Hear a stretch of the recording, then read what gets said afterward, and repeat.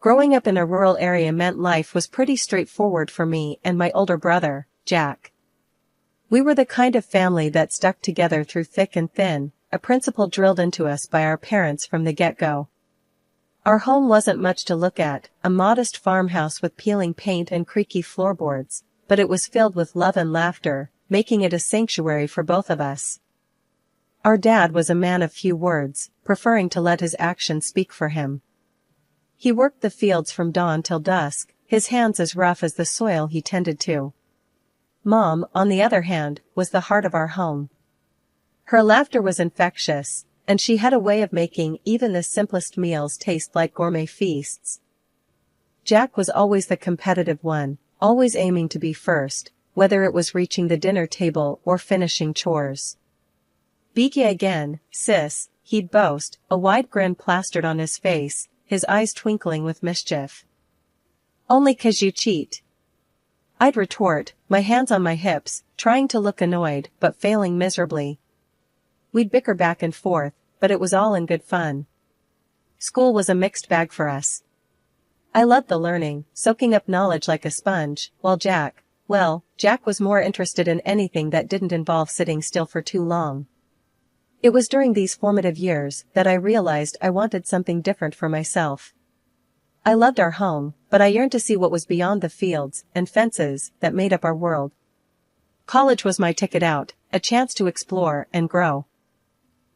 When the acceptance letter arrived, it was a moment of mixed emotions. Mom was over the moon, proud as could be, while Dad gave me one of his rare smiles, his eyes saying what his mouth couldn't. Jack, though, was harder to read. "You sure 'bout this, Sarah?" he asked one evening as we sat on the porch, watching the sun dip below the horizon. His voice was gruff, the words heavy with unspoken concern. "Yeah, I am," I replied, my voice steady, but my heart racing. I need to see what's out there, you know?" Jack nodded, the silence stretching between us. "Just don't forget where you come from, all right? These fields, this house, it's part of who you are." "I won't, I promise," I assured him, the weight of his words settling on my shoulders. It was a promise I intended to keep, no matter how far I roamed. College was a blur of studies and newfound freedoms, a stark contrast to the life I had left behind. Upon graduation, the thought of returning to that simple, rural life was overshadowed by the opportunities that lay in the city. I took a job and settled into my grandmother's house, a cozy little place that felt like a piece of home in the midst of urban chaos. The Harrisons, an elderly couple with hearts as wide as the fields back home, lived beside my grandmother's house, which I now called my own. Their granddaughter, Lily, lived with them, a city girl through and through, her world seemingly a universe apart from mine. Jack and Lily's whirlwind romance caught us all off guard, especially me.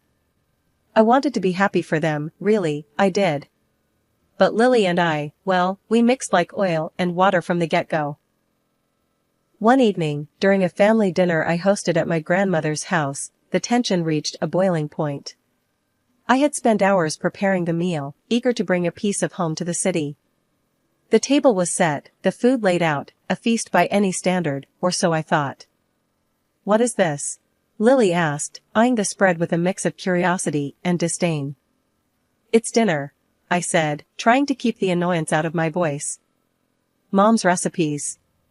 Thought it'd be nice to have a taste of home." Jack dug in, praising the flavors, but Lily pushed her food around her plate, barely taking a bite. "It's quaint," she finally said, her tone implying anything but. I clenched my jaw, feeling my temper rise. "Quaint?" I echoed, my voice sharper than I intended. "It's home cooking. Real food, not some overpriced dish from a fancy restaurant." Jack shot me a look, a silent plea to keep the peace, but I was past caring. "What's wrong, Lily? Not to your taste?" Lily set her fork down, her lips a thin line. "I just prefer food with a more refined palate," she said, each word dripping with condescension. The meal ended in awkward silence, the unspoken words hanging heavy between us. It was clear Lily and I were from two different worlds, and neither of us was willing to bridge that gap. Life had a way of throwing curveballs, but nothing could have prepared me for the news that shattered the ordinary flow of my days. Mr. Harrison, Lily's grandfather, had been involved in a serious car accident. I remember standing in my kitchen when Jack called. The moment I heard his voice, thick with emotion, I knew something was terribly wrong. "Sarah, it's Mr. Harrison, he didn't make it," Jack said in a strangled voice. My heart sank, and for a moment, I couldn't speak. Mr. Harrison had been like a second grandfather to me, always there with a story or a joke, his eyes twinkling with mirth. "We need to be there for Mrs. Harrison. She's all alone now," I finally said, my voice barely above a whisper. "Yeah, I know. The funeral's tomorrow. Can you believe it?" "Just like that, he's gone," Jack replied, the pain in his voice mirroring my own. The day of the funeral was a blur, a procession of faces and condolences that seemed to blend together in a haze of grief. The Harrisons' home, usually a beacon of warmth and laughter, felt cold and empty, the air heavy with loss. Mrs. Harrison, the rock of her family, looked small and fragile, her eyes lost in sorrow. But what struck me was the undercurrent of conversation that had nothing to do with mourning or loss. "I heard he left everything to her," whispered one distant relative to another, not even bothering to lower their voice enough. "Yeah, but what's going to happen now? Who's going to take care of everything?" came the reply, laced with greed rather than concern. The audacity of such talk, at such a time, made my blood boil. Was there no respect for the man who had just passed? For the woman who had lost her partner of so many years? It was then that Lily found me, her expression one of irritation rather than sorrow. "Sarah, what are you even doing here? You're not family. Maybe it's time you left," she said, her words sharp and unwelcome. I looked at her, incredulous. "I'm here to support Mrs. Harrison, just like everyone else. Or at least, that's what I thought we were all here for," I shot back, my patience wearing thin. Lily scoffed, rolling her eyes. "Please, like you being here makes any difference. Just go home, Sarah." With a heavy heart, I decided to leave, not wanting to cause a scene. But as I walked away, the snippets of conversation about assets and inheritance continued to echo in my ears, a stark reminder of the greed that often lurked just beneath the surface of familial bonds. The day after the funeral, my phone rang, slicing through the silence of my home. The screen displayed Mrs. Harrison's number, and I answered immediately, my voice thick with concern. "Sarah, dear, could you come over? I need to talk to someone." Mrs. Harrison's voice trembled through the line, her usual strength buried under layers of grief and fatigue. "Of course, Mrs. Harrison.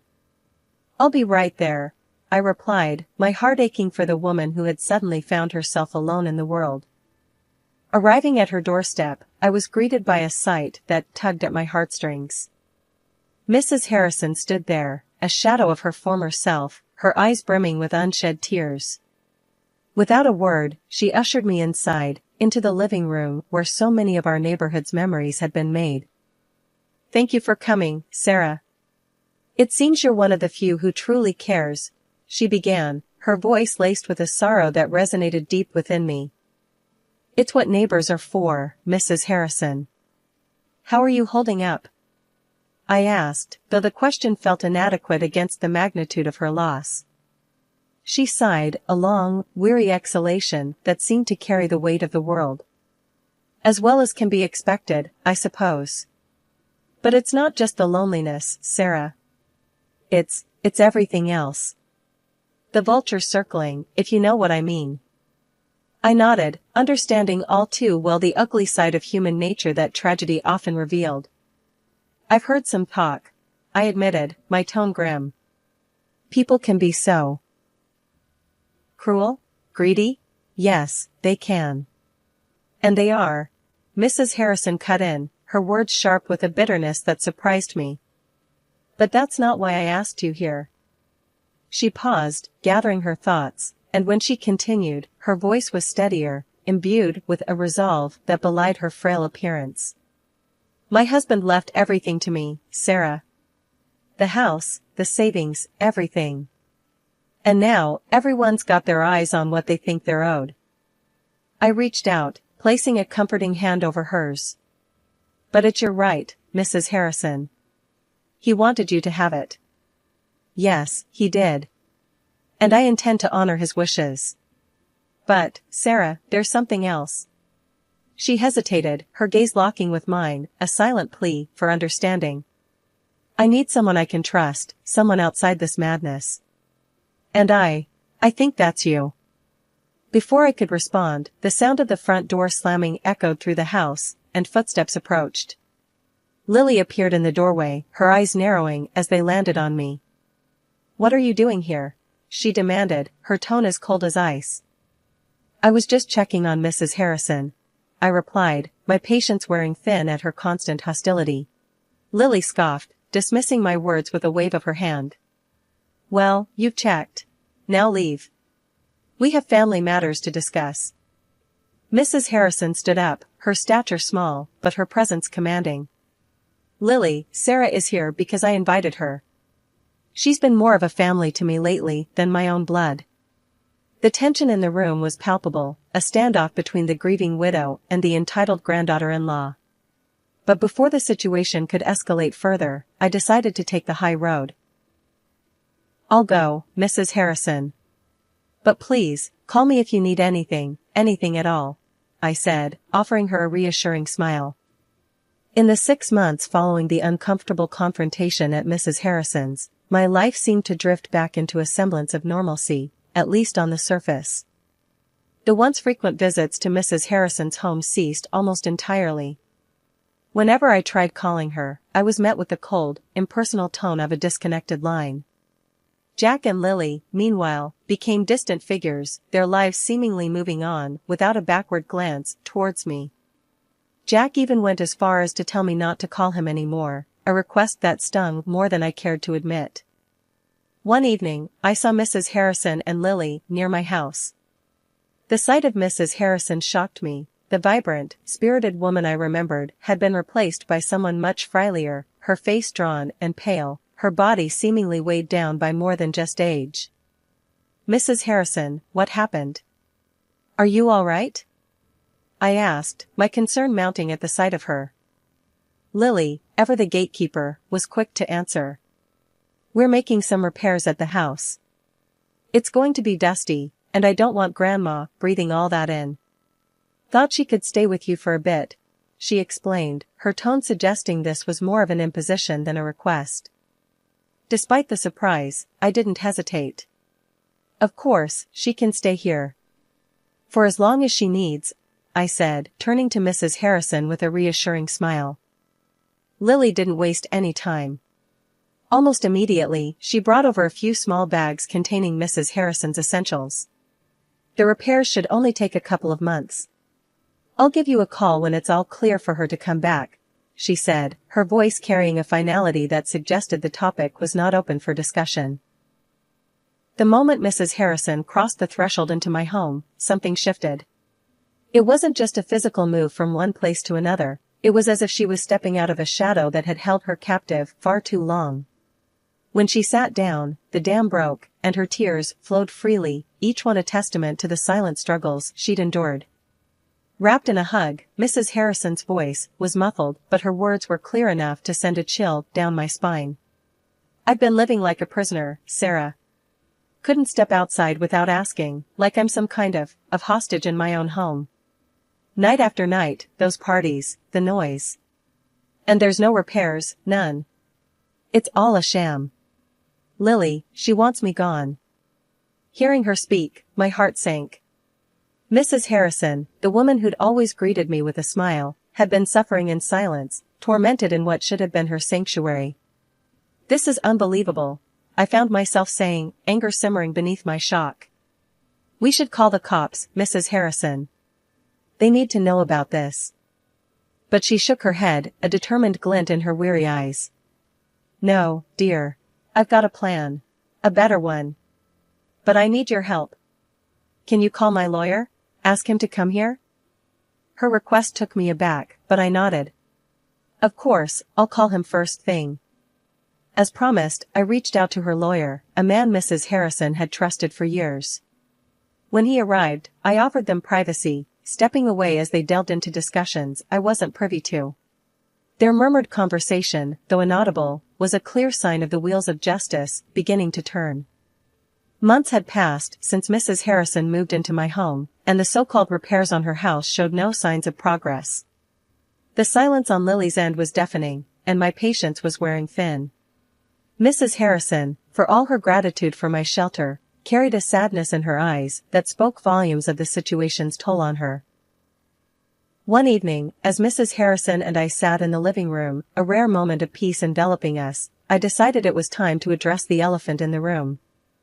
Mrs. Harrison, something's not right. There's been no word from Lily, and your house, it looks untouched. Are you sure there's really repairs going on? I asked, the concern evident in my voice. She sighed, a deep, weary sound that seemed to carry the weight of her worries. I've had my doubts, dear. But what can I do? I'm just an old lady, and they've made it clear I'm not welcome in my own home. Her words stirred something within me, a fierce determination I hadn't known I possessed. Well, I'm not just going to sit back and watch this happen. It's time we found out what's really going on, I declared, my resolve hardening. The following day, I made my way to Mrs. Harrison's house. The sight that greeted me was exactly as I had feared. The house was silent, no workers in sight, no signs of any ongoing repairs. Just as I was about to leave, Lily and Jack pulled up in their car. The look on Lily's face when she saw me was a mix of surprise and irritation. Sarah, what are you doing here? Spying on us now? Lily snapped, her tone accusatory. I'm not spying. I'm looking for answers. Mrs. Harrison deserves to know what's happening with her house. I shot back, my patience wearing thin. Jack, who had been silent up to this point, finally spoke up. Look, Sarah, this doesn't concern you. Just leave it be. I couldn't believe what I was hearing. Doesn't concern me? Mrs. Harrison is living with me because you two claimed her house needed repairs. But I don't see any repairs happening. Lily rolled her eyes, clearly unimpressed. Well, plans change. We've decided to do the repairs later. Grandma can stay with you a bit longer. That's not your decision to make. It's her house, her life. You can't just uproot her because it's convenient for you, I retorted, anger boiling within me. Jack stepped forward, trying to play the mediator. Sarah, let's just calm down and talk about this. We don't want to make a scene. A scene? You're the ones making a scene of her life. I won't stand by and watch you treat Mrs. Harrison like this, I declared, standing my ground. The conversation went back and forth, but my mind was made up. Mrs. Harrison had been through enough, and it was time someone took a stand for her. The next day, my phone rang. The screen flashed Lily's name, and a knot formed in my stomach before I even answered. What she asked next sent shockwaves through me. Look, I need a favor. Big one. Confirm Grandma's lost it, mentally. Say she needs to be in a home. I'll make it worth your while, 10 grand. Lily's voice was all business, cold and calculating. I felt my blood boil. Are you out of your mind? You think I'd sell out Mrs. Harrison like that? For money? I was seething, barely containing my anger. Just think about it, okay? It's easy money, she pressed, clearly not understanding the gravity of her request. Think about it? No, you listen, and you listen good. This is sick, Lily. Don't you ever ask me to do something like this again. Ever. I snapped back, my words laced with disgust. I ended the call, my hands trembling with rage. How could she? How could anyone be so heartless? When I told Mrs. Harrison about the call, I expected anger, maybe shock. But she just nodded, her expression resigned. I'm not surprised, dear. It's been clear to me for a while now, they see me as nothing more than an inconvenience. An obstacle to their greed. Her calmness in the face of such betrayal was both heartbreaking and infuriating. They don't deserve you, Mrs. Harrison. Not a bit, I said, my voice thick with emotion. It's all right, Sarah. I've made my peace with it. In fact, I've already taken steps to ensure they can't harm me further, she revealed, a hint of defiance in her tone. What do you mean? I asked, curious despite the heaviness in my heart. I've transferred everything, my house, my savings, all of it, to you. Left just enough for myself to cover a stay in a nice nursing home, one that I picked out. But after what Lily just tried to pull. Maybe I rushed that decision, she explained, her eyes searching mine for understanding. I was floored. Mrs. Harrison, why me? You barely know me. Because you showed me kindness when they showed me greed. You offered me a home when they tried to take mine away. You're my family now, Sarah, in every way that matters, she said, her voice steady and sincere. The weight of her words, of her trust, was overwhelming. You don't have to go to any home, not if you don't want to. Stay here, with me. We'll figure this out together, I offered, more determined than ever to protect her. Mrs. Harrison smiled, a genuine smile that reached her eyes. I'd like that very much, dear. Thank you. The day Mrs. Harrison asked me to gather all her relatives at the lawyer's office, I knew we were on the cusp of a seismic shift. I sent out the invitations, including to my brother, Jack, and his wife, Lily, whose actions had precipitated this whole affair. As we entered the lawyer's office on the day, the air was thick with tension, the kind you could cut with a knife. Mrs. Harrison, frail, but fierce in her determination, held on to my arm, drawing strength from my presence. Once everyone was seated, the lawyer began, but it was Mrs. Harrison who took control of the room. I brought you all here to announce my decision, she started, her voice stronger than I'd heard in months. Over the past few years, I've seen true colors shown, care withheld, and greed run rampant in this family.